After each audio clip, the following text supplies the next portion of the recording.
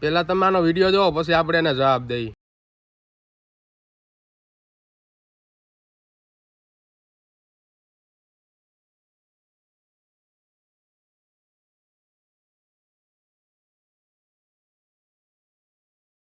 જોયું તમે વિડીયોમાં કે ઓલો ભાઈ અહીંયા બેઠો બેઠો ખાવાનું ખાય છે, બરોબર છે ને? ઓલો એ બાજુથી આવીને જબલું પાણીનું એની માથે ઢોરી નાખે છે. આવી રીતના તું તારા બાપા હારે કરજી ને, તારા બાપા જમવા બેઠા હોય ને પછી એની માથે તું પાણીનું જબલું ઢોરી નાખજે, બરોબર છે? અને એ ભાઈ ટેબલ ઉપર બેહવા જતો હતો, બરોબર છે? તો ઓલાએ પાછળથી ટેબલ ખેંચી લીધું. હવે ભાઈ એ નાનો માણસ, ગરીબ માણસ છે, તમે એની યાર આવી રીતના મજા કરો છો.